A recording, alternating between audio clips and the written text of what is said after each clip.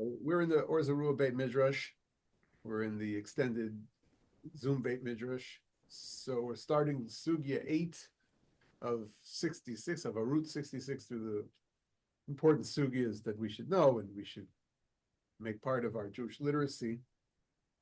And I want to dedicate our learning to those who are fighting the fires, who have suffered through the great loss of property and some of their lives in Los Angeles at this point. And this Talmudic Sugya is in Masechet Shabbat. It is in chapter 16. It is about when there is a conflagration in the courtyard or the area or the home where the fire breaks out. And the law came to deal directly at first with the Kitvei HaKodesh, the holy writings. We're familiar with the passage. If we come to shul on Friday nights, it's one of the passages in our Siddur that's read between Kabbalat Shabbat and Mariv. Kol Kitvei HaKodesh Matzilinotan B'nei Adleika. All the holy writings we save from the fire and we bring them out of the house. A couple of different ways to read just the first quip of the Mishnah. And you could think about the idea within the entire Masechta of Shabbat, within the tractate, that they sense a real need to address what happens because it's a normative piece of life to think about the risk of going into a fire and saving what you could within your home and within sacred space. And it's normal that fire would even break out in the ancient world. And because it can't say something like dial 911 first, just didn't exist. Though I will share what an organized, probably the first organized firefighting brigade looked like and where it was organized in the context of our Mishnah, because it was during this time period that we can locate one of those kinds of forces. We sense that this is to everyday people, these commandments about what to save, and that they were most interested in saving holy writings. They believed with real conviction that sacred writings had a different level of holiness.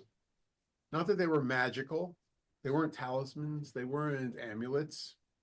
Maybe a few folks really believed that holy writings were somewhat magical and could keep demons out of their homes. We have enough demonology in the Talmuds and scholarship about it to really know that that was a part of life practically all the way through pre-modernity. But these holy Sfarim, these holy sacred scrolls, had a level of what we would consider to be preciousness, the Kedusha, the holiness, and we had to do everything in our power to save them.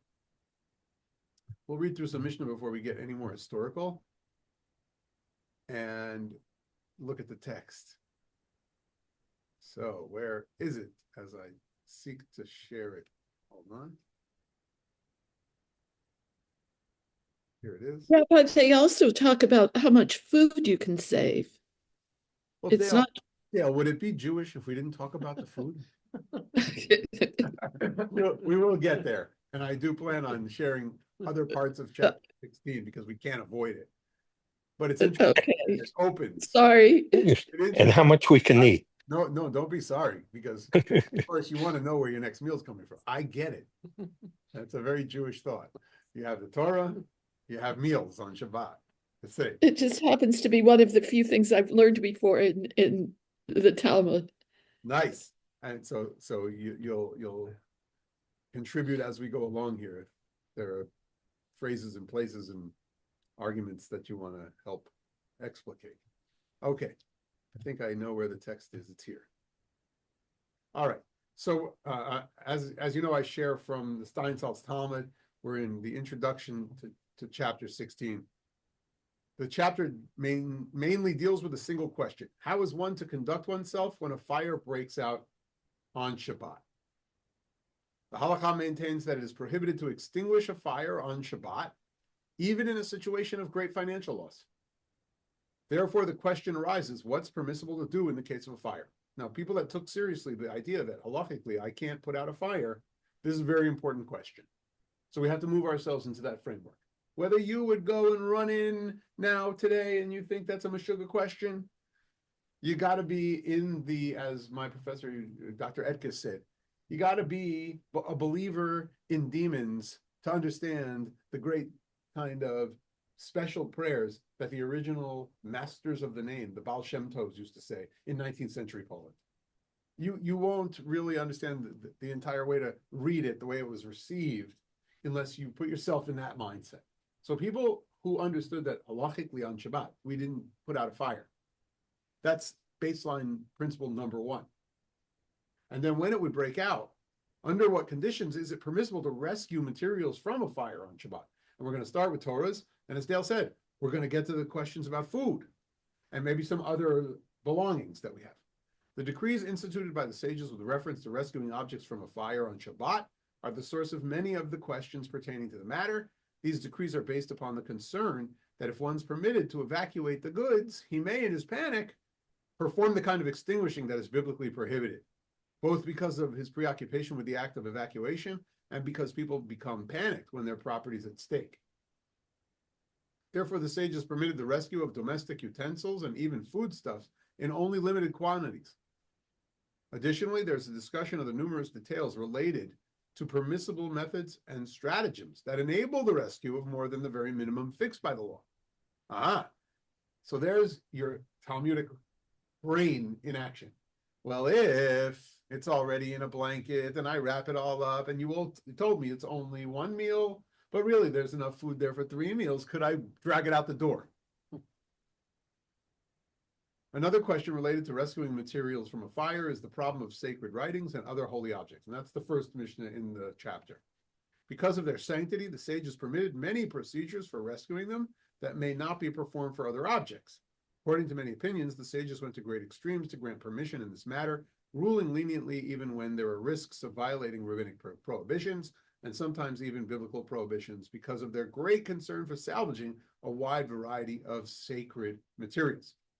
The detailed explication of what one is permitted to and prohibited to rescue from a fire on Shabbat, the enumeration of the types of holy objects that are worthy of rescue, the guidelines for how to conduct oneself in the event of a fire are the main topics of the chapter. And then you have discussions of other subjects related to the themes that come up. Mishnah.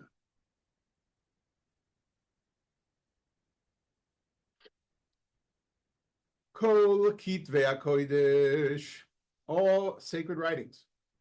Now, that to me, just first 3 words. What goes in that category for you? If I was to say, let's stop, we're writing a 21st century commentary. Tell me, what are all holy writings? What's it referring to? Start with the Torah. That's not necessarily the assumption, and someone could have a different assumption, right? But for sure, we see the Torah itself as sacred writing. What else? Things written in Hebrew. What's that, Ari? Things written in Hebrew. All right. So let's say it's things written in Hebrew. It could be as expansive as that. Anytime I use Hebrew, so Spider-Man number 679 that I bought at Steinmatsky in Modern Israel, written in Hebrew, is it that the letters convey a certain type of holiness on this book? And therefore, Kitvei HaKodesh, since Hebrew is Kitvei or Ketav Kodesh, is holy writing, do I save it? If I'm reading this Mishnah and I think about Hebrew as the holy writing versus that which is written in the holy tongue and has a sacred nature, a la Barry's answer, the Torah, I could interpret this right from the start in very different ways. I need a little bit more rabbinic work here, hermeneutical work, to figure out what am I really talking about. The Cairo Geniza, I think, was just anything in Hebrew. There's a lot of secular things in there. Good. That's very common. So we know actually that there's a little backup for our position that if we were reading in the 21st century, that it seems like they saved practically anything that was written in Hebrew in the Cairo community. We now have the treasure trove of all kinds of books. We have Torah material. We, from the Cairo Geniza, have Talmudic material. We have codes of Jewish law. Have receipts. We have receipts. We have little business contracts. We have the first children's primers. We have little teeny, what might have been put in a rotulus on somebody's bracelet, a little work of fiction with mentioning a couple of characters. We have, sometimes it looks like a sofer was practicing a letter. We have the scraps. We have ketubas. That seems pretty sacred, right? So, right, we have all kinds of biblical material. We have halachic responsa. We have letters from people written in Hebrew. They were all deposited there. So is that kol kitvei hakodesh? Kol shekatuv b'lashon hakodesh. You might think from what we have collected in Genizas, because this Mishnah is actually going to talk about Geniza. So let's read it forward. Just it's a good exercise to get our brains warmed up, to think about the plethora of things that we might put into this category. Kol kitvei hakodesh matzilinotan mipnei adeleika.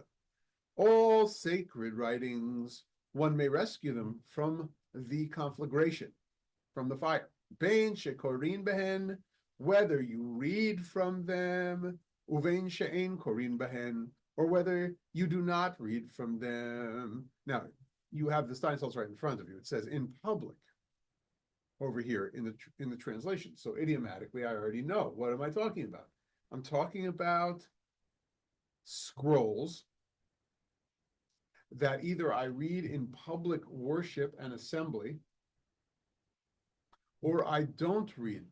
And if I'm talking about Saturday mornings, because I'm in Masechet Shabbat, so I get a little bit of context as to where I'm thinking, where my mind is going. Because I'm interested in not putting out a fire in my apartment, in my house. And I'm interested in saving certain sacred writings. Oh, and obviously if it's Shabbat, I'm talking about reading from something. I'm talking about reading from the Torah.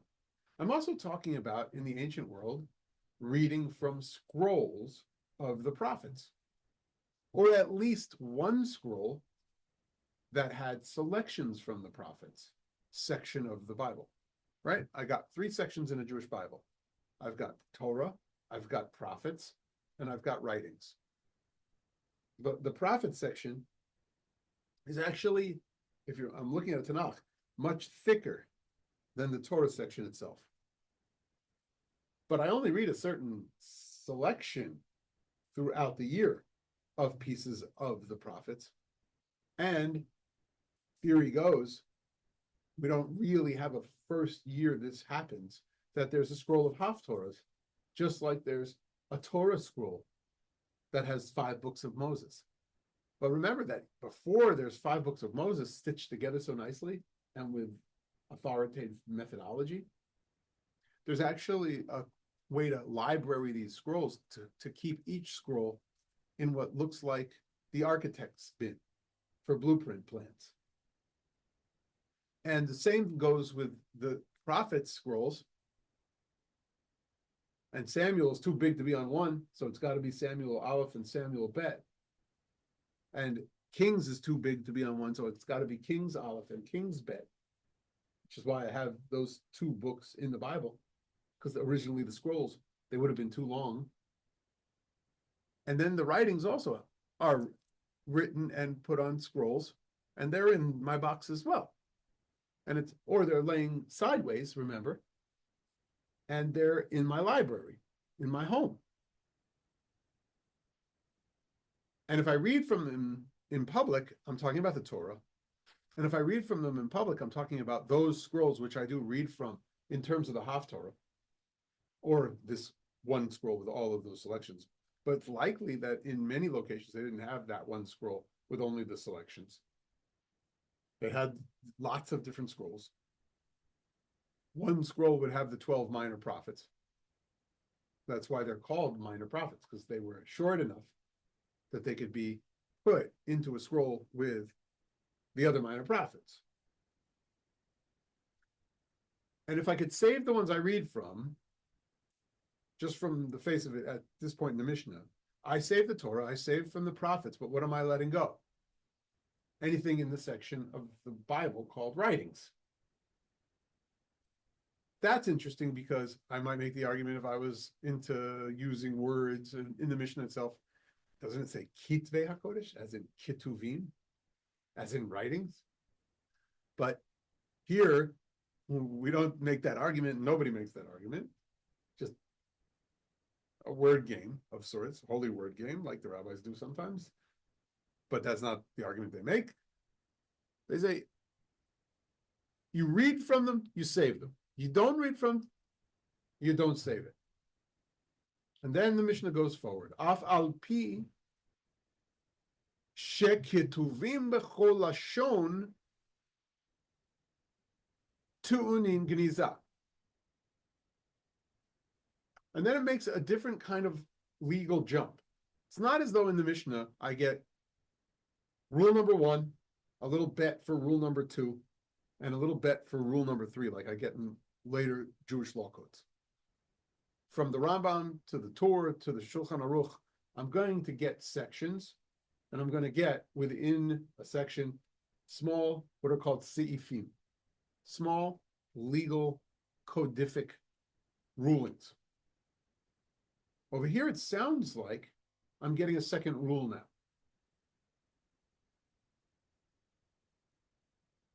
Af al pi sheketuvim bechol lashon, even though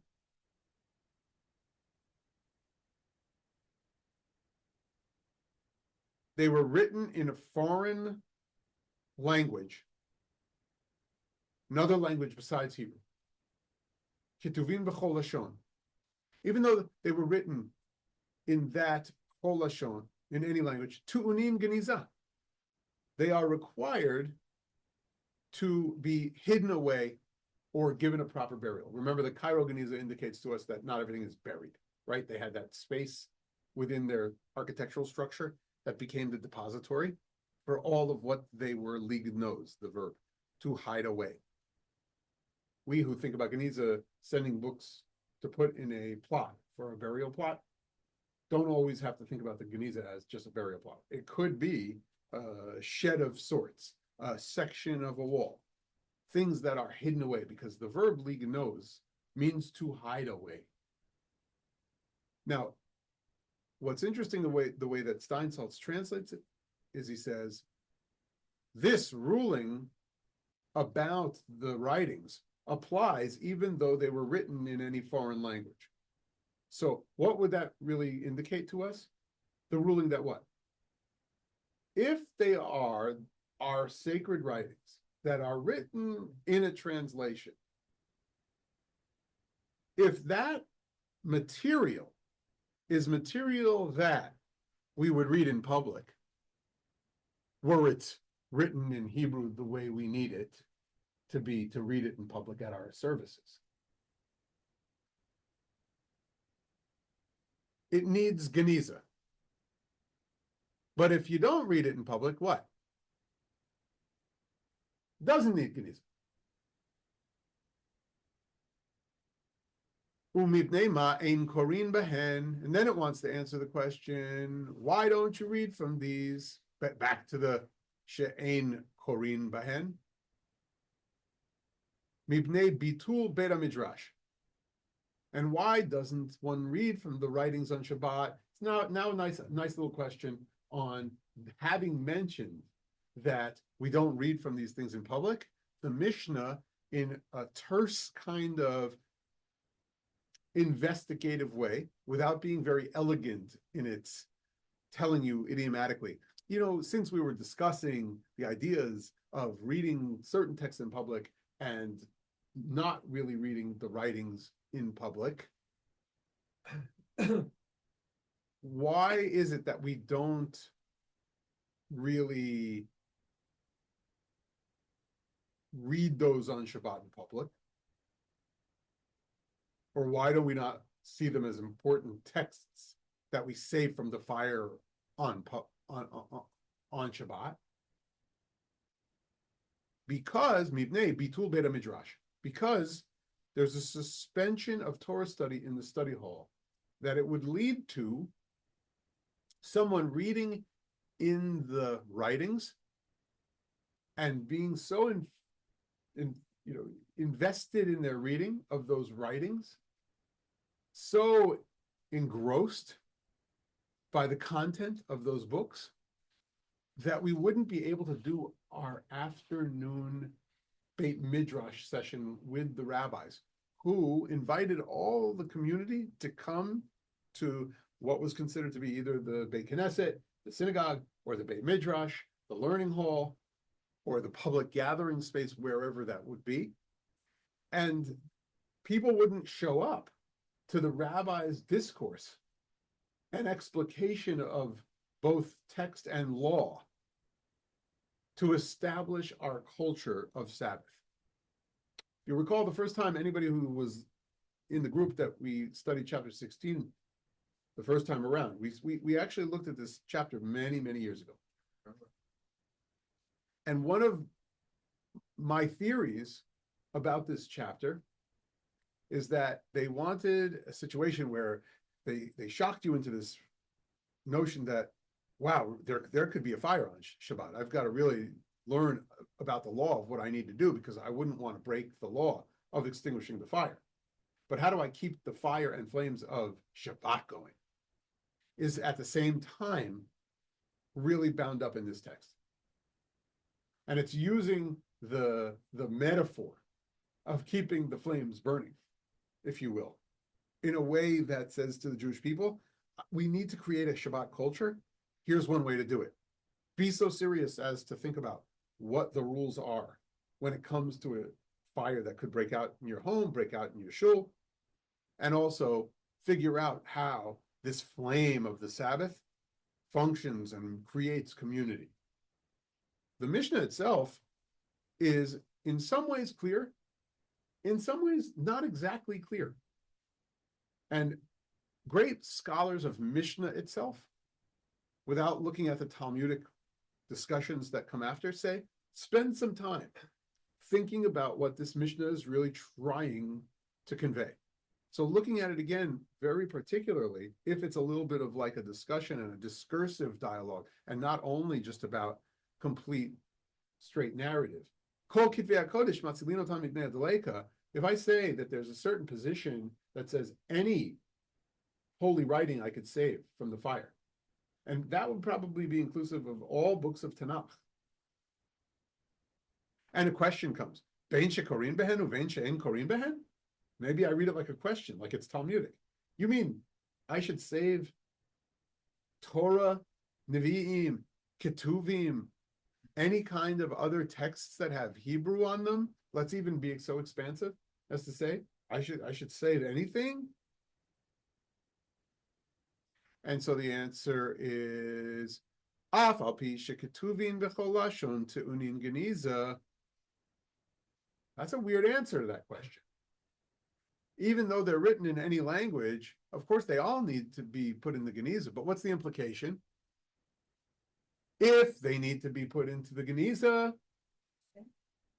you should save them, because anything that needs Geniza, muvan me'elav, it's understood that you should save them. So what's this question you have about reading in public or not reading in public?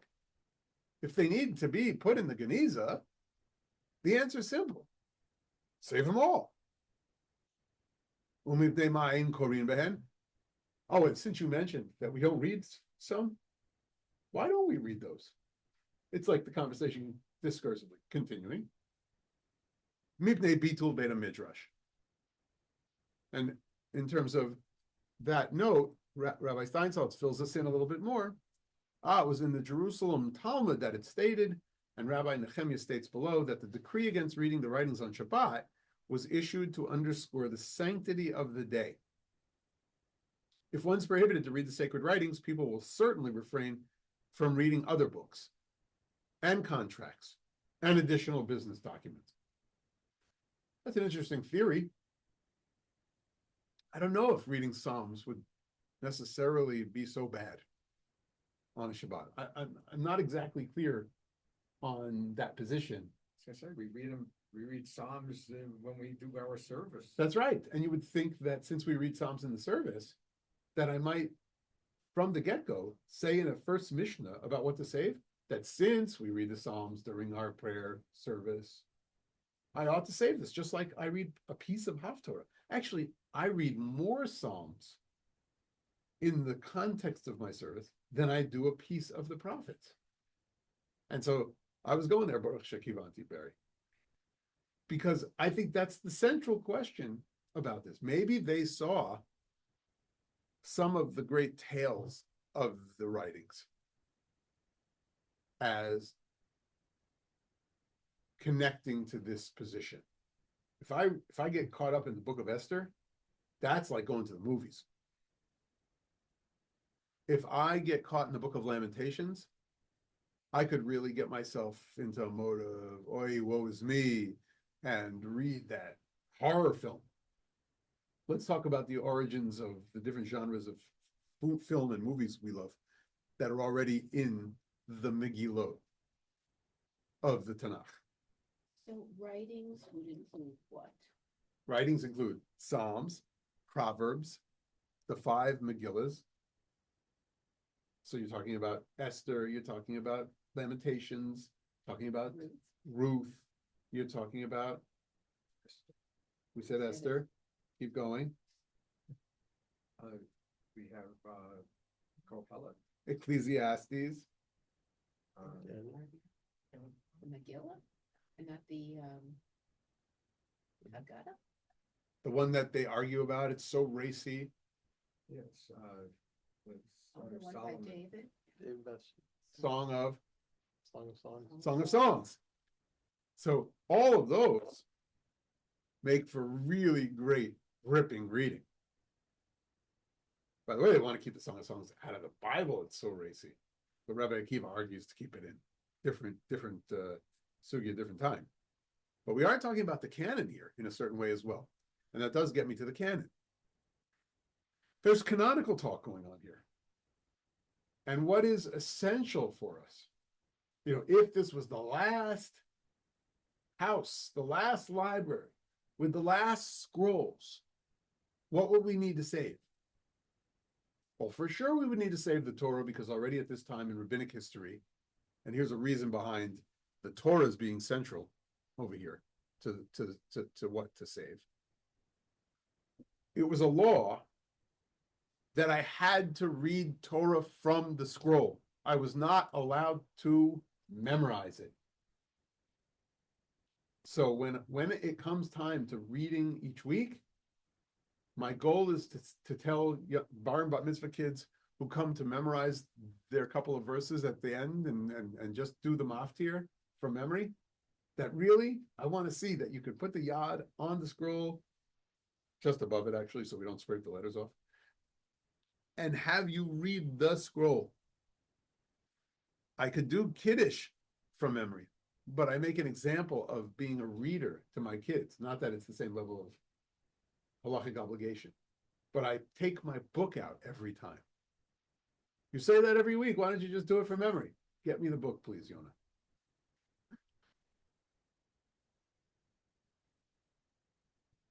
I mean, there's something special to memorizing a soliloquy from 12th night, and there's something special about people who do remember a lot of text. In the Chabad community, by the way, to learn Mishnah Ba'al Peh, to learn Mishnah by rote memory from age 4 or 5, is an absolute for those who can really be identified as those who have that possibility. They have, walking oral Torah, right? Mishnah. But they don't do that for Torah. They do that for Mishnah. They don't do it Torah shebichtav, the written Torah.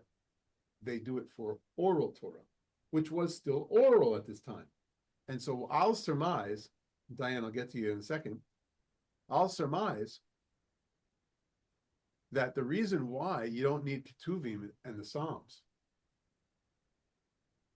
I'm going to really stand on very, loose soil here. Tehillim might not have been in the rabbinic mind, part of the Tanakh called Ketuvim. The canonical idea that it's already in Ketuvim is there, but canon, for some, has a little bit of shiftiness until the printing press makes it absolute.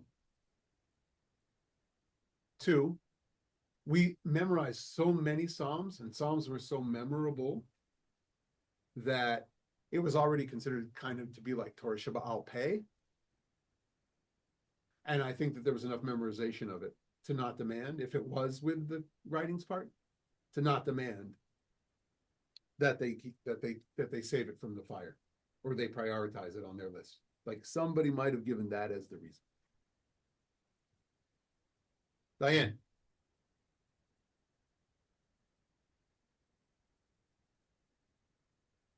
Did you have a hand up? She's on mute. I did. Okay. So on the subject of not memorizing or having the book open, when I was, I don't know, was I 6 or 7? I asked the 4 questions of my great uncle, who was a Chacham, and I closed the Haggadah.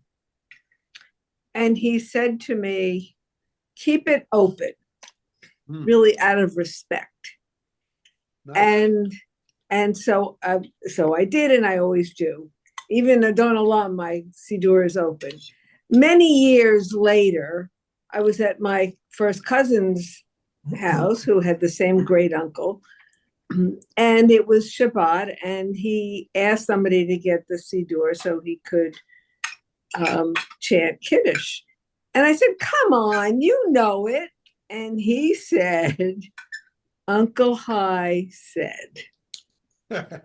So we all learned the lesson of, yes, you may have memorized it, but out of respect, you should have the book open.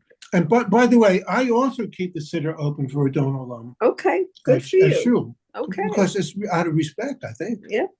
In honoring my great There you uncle's go. memory. So values from the ancient world trickling through. And today was his yard site. Oh, I love a show. Oh, so, right. I think having it open is also a quality control measure. People may have thought that they memorized it, but may not have gotten it just right.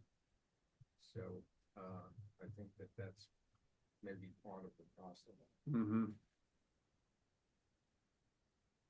Could you repeat that, Rabbi? We can't hear the. Hold on. I'm going to put the microphone up in the middle. Mariel, say again what he You were was. saying, I think that you're supposed to read rather than remember it, out of memory, reciting, because it also had an element of quality control. Because if your memory wasn't exactly right, you would be saying something that wasn't the proper word. Whereas if you have it right in front of you, that probably reduces the likelihood of an error creeping in that way.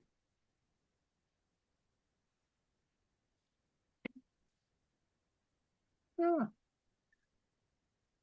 Makes it more human. Were you going to say something? I have a question Yes, Dale. about the text. The phrase, what is it? I have to find it again. Natun Geniza. If I'm not mistaken, that's not translated. Am I wrong about that? Well, here it says in the Stein Salts, I meant in the Steinsaltz. Yeah, in the Steinsaltz, it says, even though they were written in any foreign language, according to the rabbis, those scrolls are not read in public, but they are still sacred and require burial in his idiomatic translation. And the reason it's not translated directly is because he would have to write, and they need to be hidden away. And he was going with the halachic. It's kind of like what sometimes happens in the art scroll, but here, surprisingly, it happened in the Steinsaltz. So you're good to notice when he just assumes that it means what currently we understand it to mean through Chazal's halachic discussion of burying these books. He sometimes does that, but he'll put it in the idiomatic and not translate. And this is kind of a methodology that I've complained about before in Siddur Sim Shalom throughout the ages, in every version of the Sim Shalom, where some phrases that the editor doesn't want to deal with just doesn't translate them. And the committee let that go. So interesting as he does that. He has a halachic note. I'll share it again so that we'll expand on it.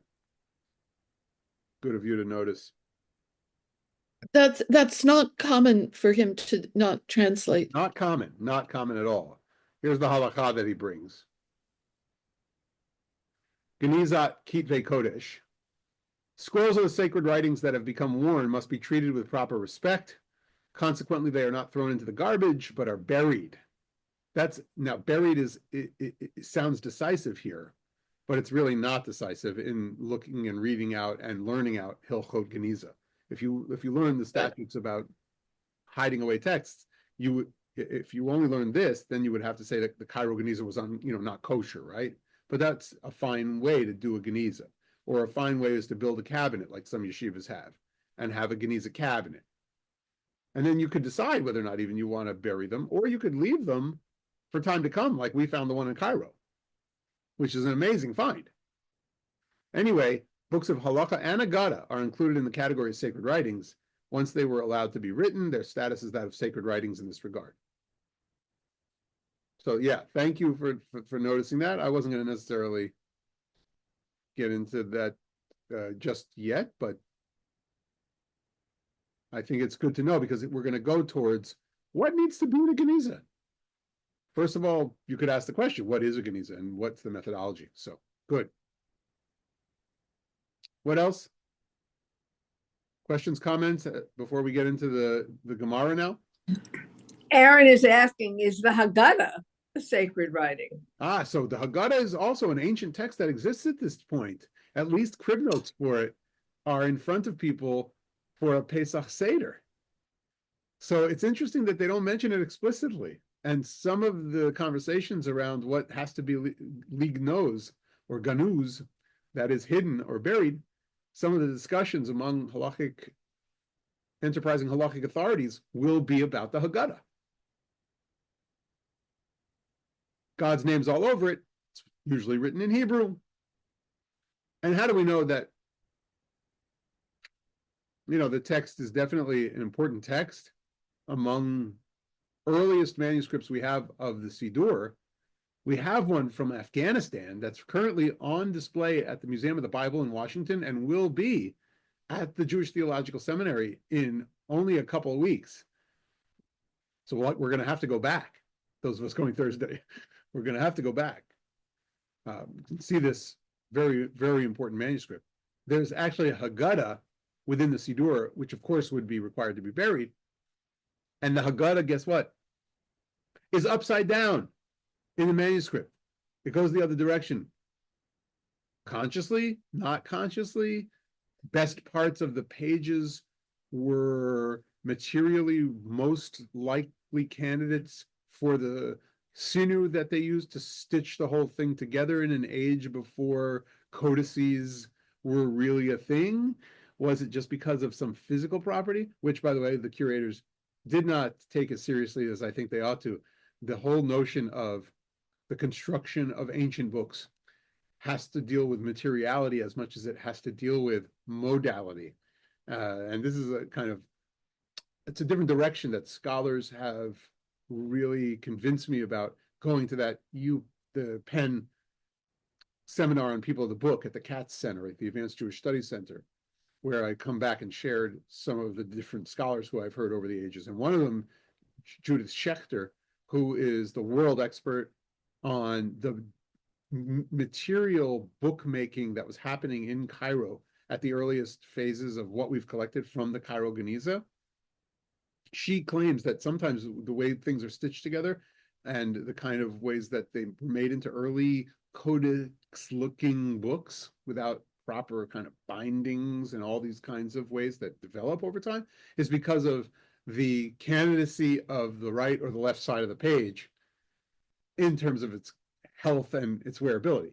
Because if I want to turn the page and something's thinned out based on my holding it over here or touching it there, or the actual skin itself was thicker on one side or another, that it might be. And since they started that way, they probably would say, oh, pages 1 through 5, the skin's so much better. 6 through 8 might have been we could turn them around. But since we started the Haggadah upside down, we ought to finish the Haggadah upside down in this collection of materials. And remember that people made books, not like we think of books like from page 1 to 589 is the Siddur.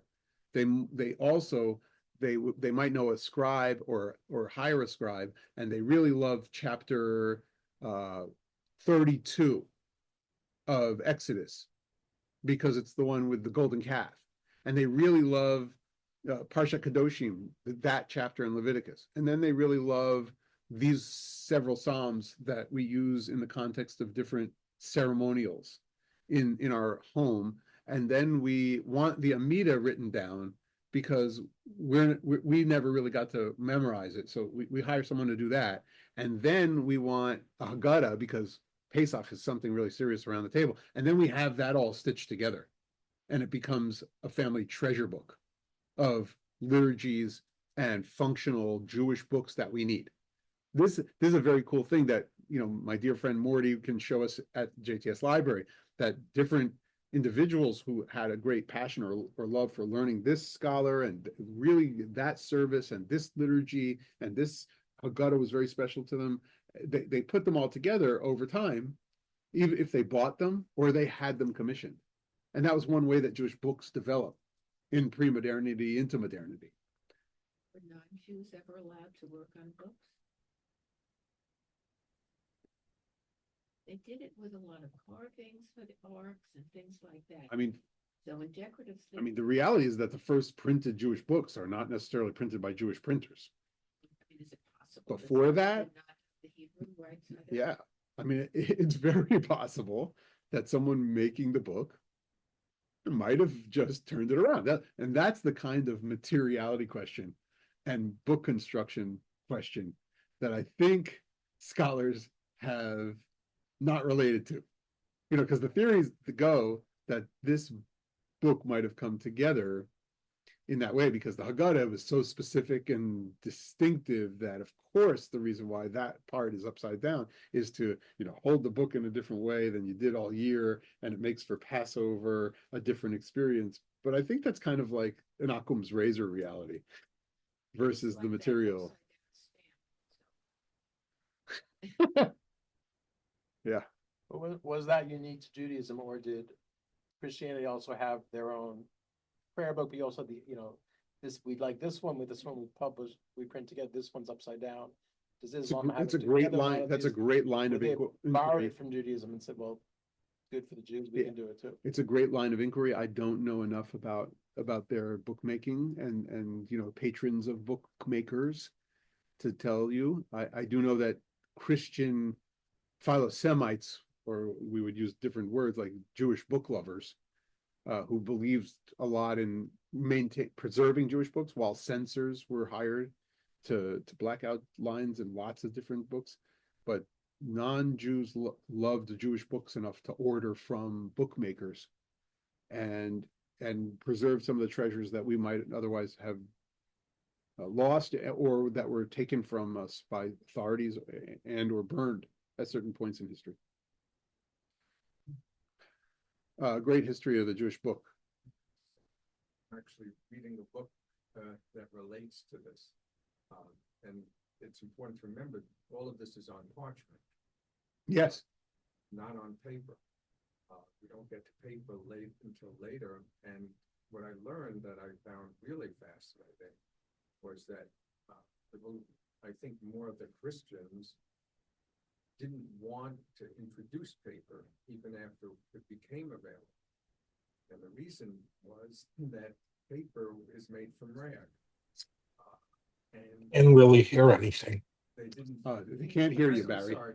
So He's reading a book and he's talking about the production of books, and the Christian world, who was, really delighted with parchment, started to know paper was available, but then didn't want to use paper because it was made from rags. and rag didn't have the kind of.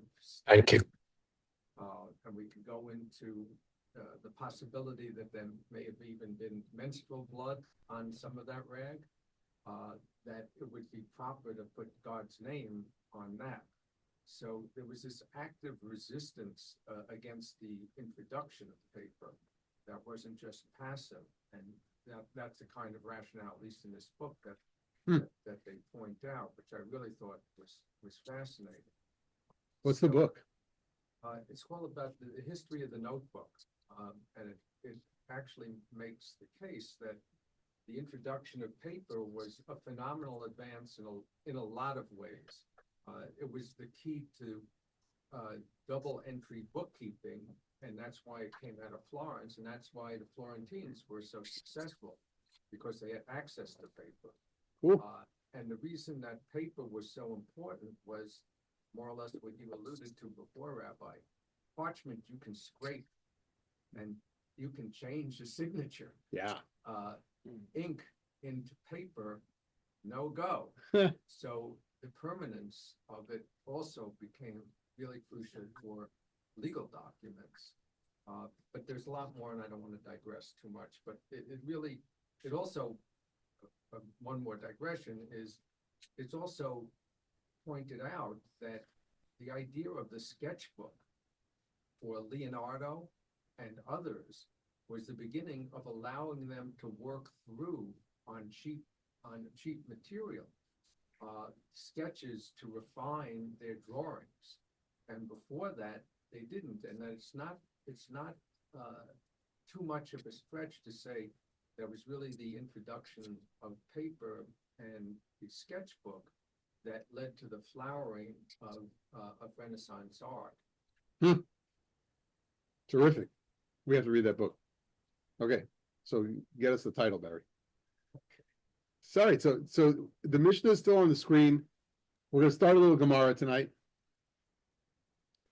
And the Gemara goes and states, Itmar, it was stated that Amoraim debated the status of sacred writings. Ayuk Tuvim Targum O Bechol Lashon, written in Aramaic translation or any other language. They wanted to know about these books. Are they sacred or are they not? Rav Huna Amar, Ein Matzilinotan Mipnei Adaleka, books written in other languages should not be saved from the fire. For Rav Chisda Amar, Matzilinotan Mipnei Adaleka, that you do save them from the fire. So I have two Rabbanim who are central to this argument. I have Rav Huna and I have Rav Chisda.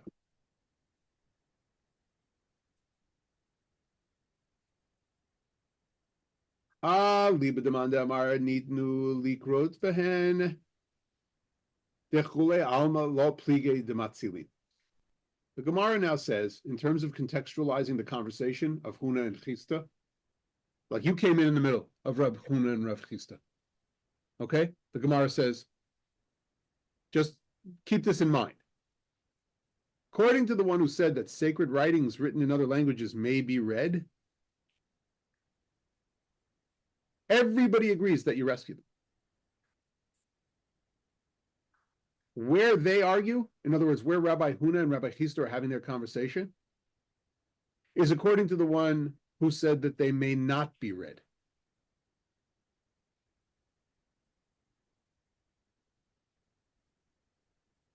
Rav Huna says,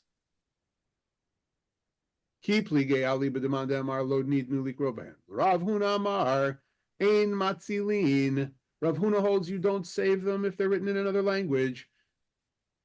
Dehalo nitnu likro b'hem, because you actually don't have permission to read from them, and that's what grants status about whether or not they're sacred, and I can save them from the fire.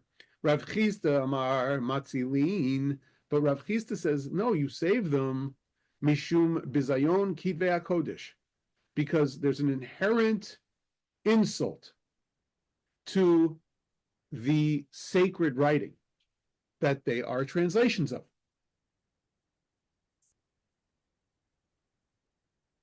Tanan, but we have a Mishnah just above. We just read it. Kol kitvei HaKodesh matzilin otam mipnei hadaleka. All the sacred writings we save from the fire. Bein shekorin behen, bein she'en korin behen. Between those you read and those you don't read. Afal pi sheketuvin bechol lashon. Even though they're written in any language, forget anything about Geniza at this point. You see, it just quoted the Mishnah, and it didn't say that they need to be put in the Geniza. We just have a quote up to that point, even though they're written in any language. My love, shekorin behen, nivi'in. V'she'ein korin behen. What is it, the book that you read from? Prophets. She'ein korin behen, that's Ketuvim. That's the writings in the Bible of the Jewish people, the Tanakh. Whether they are read, whether they are not read.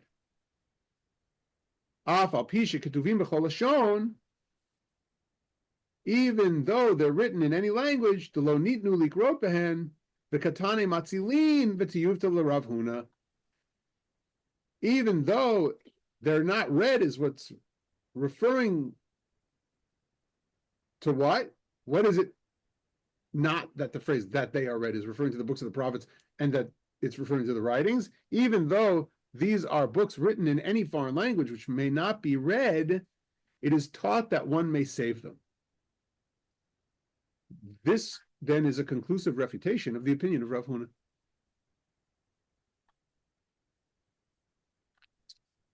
So what I see, and Rav Huna is going to say to us, oh wait, couldn't you understand it differently? But as of this point, there's a definitive refutation of Rav Huna based on the notion of the Mishnah that's telling you that whether it's read or it's not read, I can save them. Af al pi sheketuvin b'lashon acher, even though it's written in a different language. And what I need to remember, first of all, I said, there's not this inclusion here of that phrase, Tu'unin Geniza. It's not, the Geniza issue isn't in this paragraph of the Talmud.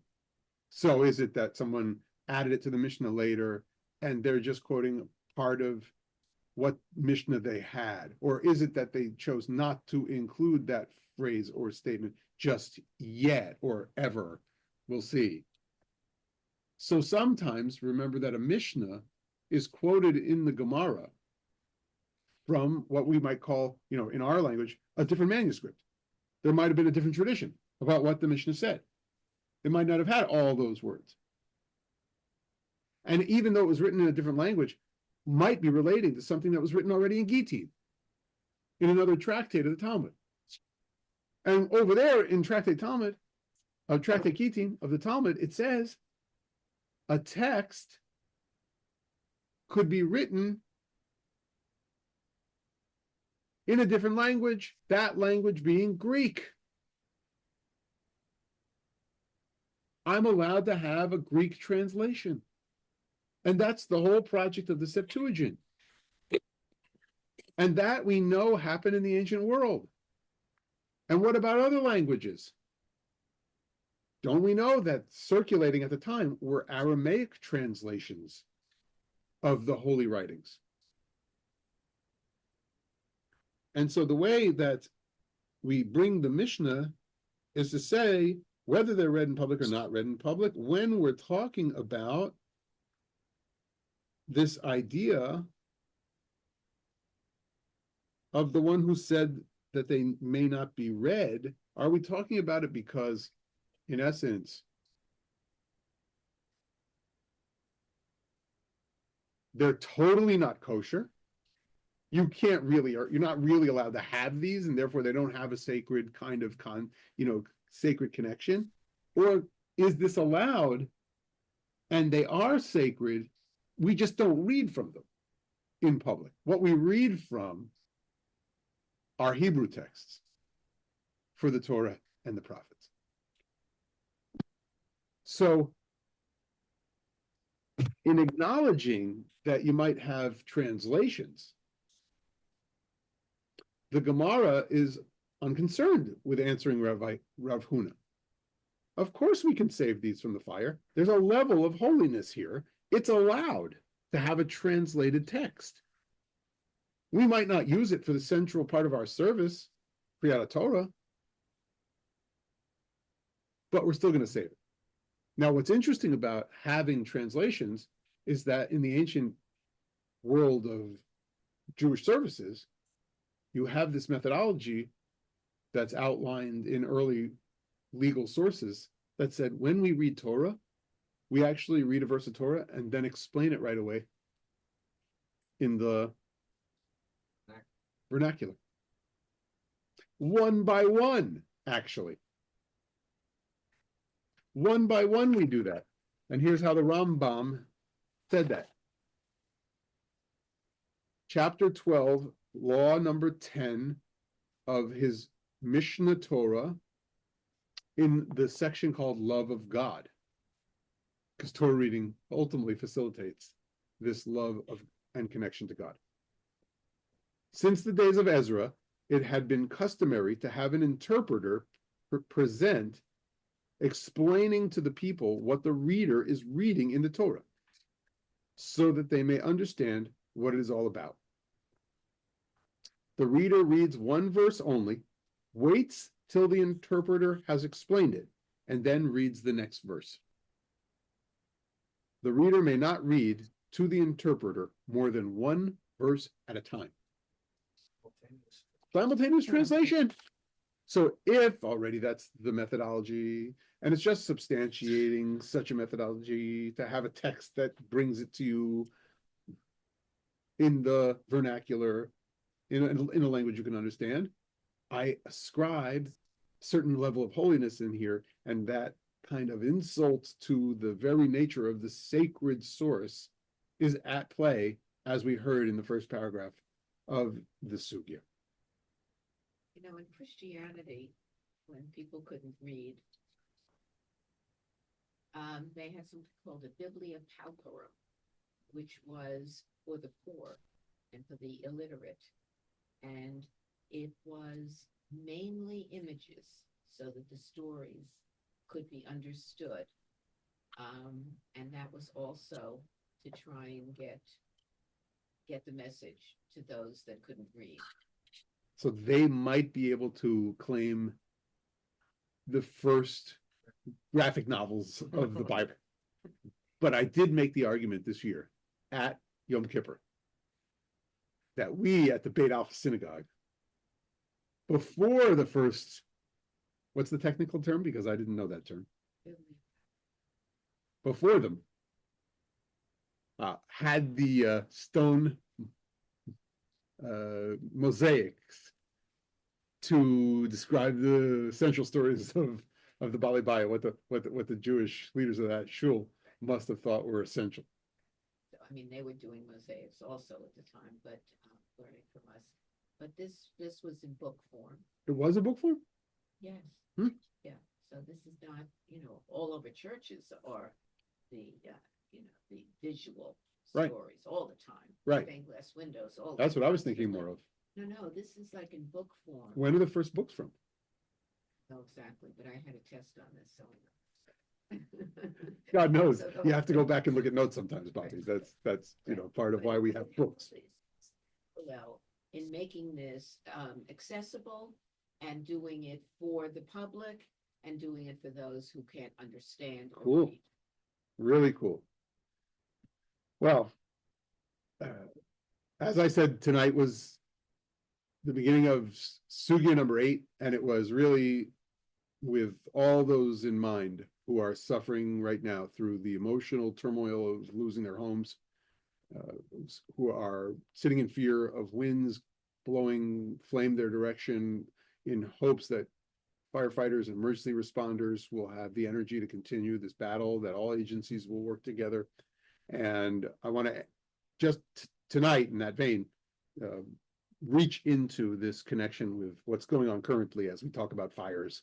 And even though it's not Shabbat per se, I want to just share a source sheet that I created tonight that gives us a window into what we talk about when we talk about sacred writings in our time and saving them from fires. And I'm going to hope that I can get to a screen here that has the source. Here it is.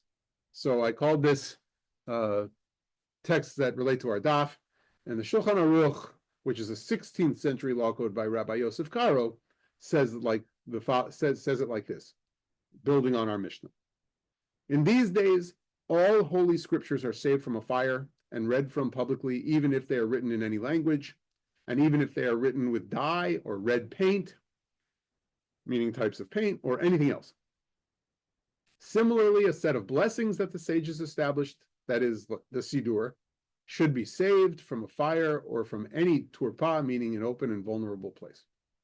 Similarly, a translation written in Hebrew like Yagar Shahaduta, or thus shall you say to them in Aramaic, or Hebrew written in Aramaic, or in another language that the people are proficient in, or a Torah scroll that has 85 letters, part of full words, or has the name of God, all of these are saved. So there's a very expansive list of what goes into the list of what to save on Shabbat.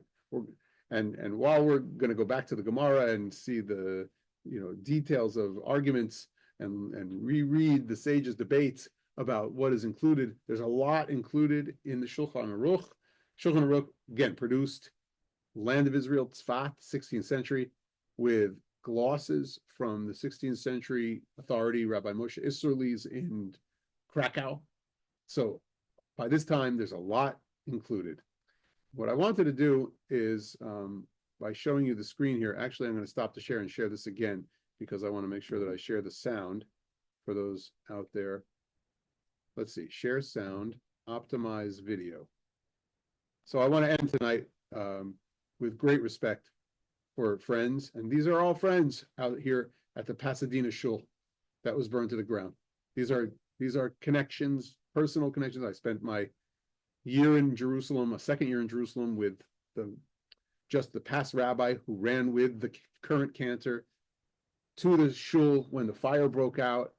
And this is a compelling interview that was on television just days ago, and dedicated to people taking so seriously the love of Torah and connection that it is. Eitz Chaim Hi, tree of life.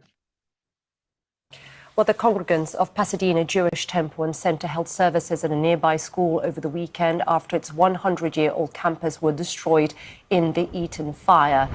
While it has plans to rebuild, its leadership is facing more immediate issues. 15 of its families lost their homes to the fire, and it's working to support all its members physically, of course, as well as emotionally. Its members did get some good news as the flames approached the facility. The temple's cantor raced back to the building to save its drawers. You see the footage there. She was able to secure all 13 of the sacred scrolls. Cantor Ruth Berman joins me now. And Cantor Berman, thank you very much for taking the time to speak to us. It's just remarkable as we look at those images that you were able to salvage, of course, those drawers. Positive news among so much loss, of course. Tell us about that moment, first of all.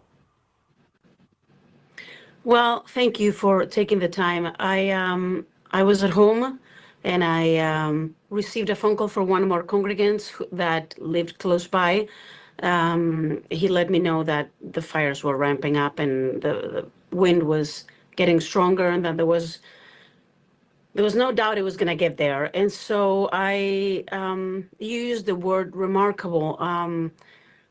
I would say there are moments in your life where you don't feel, you just act. You don't think, well, do I feel like going or not? It's just the right thing to do. And being in partnership with others who also care, we went, we got on the car and we went, and we got there with probably about 15 minutes to spare. Rabbi Grader, who was he's the former rabbi of our community, was there to help. One of our staff members, Robert Jr., was there, and they were able to help bring all the Torah scrolls to the lobby. And then my husband and I and the president of the shul, the synagogue, just put the scrolls in the car. I think we had about 6-7 minutes of electricity, and then the electricity cut off, and we saw that the embers were starting to fall in the parking lot. And I remember screaming to my husband because I couldn't see him. There was so much smoke inside the building that I said to him, "Do you have all the scrolls?" And he said, "I do." And I said, "Okay, it's time to go." Really very close, isn't it, with only minutes there. And I know that many of members of your congregation, they also have lost homes. How are you supporting them? What is being done in terms of community level to support those families? How are they doing, first of all, Cantor? We are hanging in there. At this point, we know that there are 22 family units who lost their homes, and we know of another 9 who are not sure because they're not allowed to go back and check. It is very sad to think that we really know what it feels like to be in a hard situation. Because of our history, or Jewish history, we know how to support one another. We know how to become resilient and strong and work as a team and give love and attention, because we've been in that situation before. This happens to be because of a natural disaster. It is not actually the first one to our congregation, but it is the first one that does this kind of damage. And I think our congregants are leaning on one another. We've made my senior staff, my executive director and education director, working closely, very, very closely with the lay leaders. We made a spreadsheet of everything that we know about each one of our congregants, and we're reaching out. We have a great support team, and we're loving each other and reassuring one another that this happens and there's no reason to ask why, but rather how we're going to go about it, and we'll be okay. And I understand you had held Shabbat at a school over the weekend. How was that moment? Oh man, that was awesome. The Mayfield Senior School was just unbelievable. It's the best of human traits when people reach out and they don't care about anything else but just giving you a hand. They opened their facilities. They made sure that we had every piece of equipment that they could possibly give. They were there during services. We hugged and we cried together. It was awesome. Our community really needed to be together, and they just came to the rescue. It was wonderful. That is wonderful to hear, that moment of coming together, supporting each other, supporting the community. As you were talking, we're looking at the images of the fire. I wonder, Cantor, what plans there are for the temple, what plans for rebuilding, what is being considered, or is it too soon? We are currently focusing on finding a permanent-ish place for the next.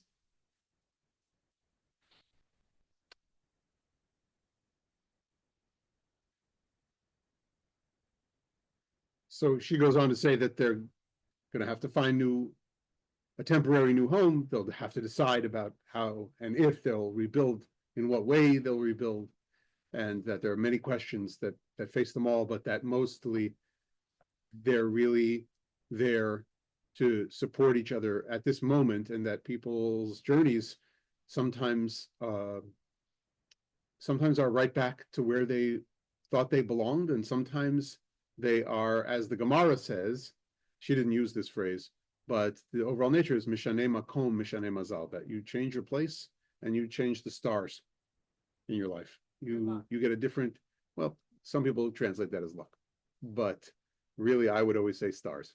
And you change the view, and you look up at the sky and you see a different piece of sky, and you know that that's a new spot for you on the face of the earth.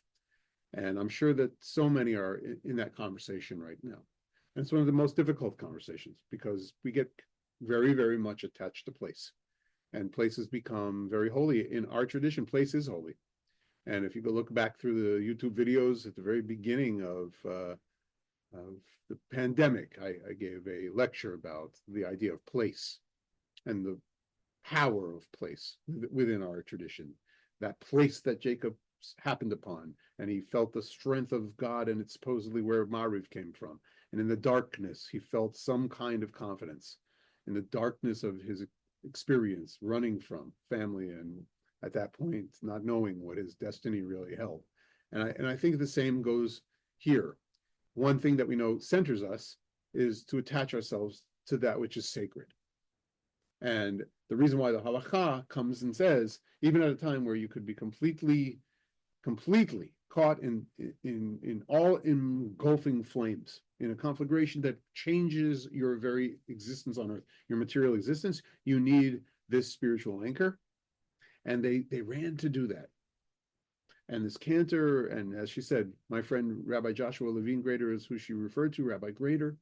He just has that kind of ability to both connect with the world of Jews and non-Jews in his area there in Pasadena. He runs many kinds of programs, from soup kitchens to getting people back on their feet in all kinds of ways, and turning hearts to each other, and creating communities that you don't expect are going to find a commonality, and he brings them together. There's a certain nature of Torah as his inspiration, but the physical Torahs that they ran back to save, as an instinct, as she said, as an action that comes from living life, learning the halakha, learning Mishnah, learning the very Gemara that we're talking about, learning the Shulchan Aruch that was on the screen, and then at a certain point, not thinking about it. You're the player on the court. You are acting in the field. You are the link in the chain to keep that Torah alive. And so God knows now the Torah is a Torah of kindness that needs to come, and a Torah of generosity, and a Torah of decision making, and all that which comes along with it.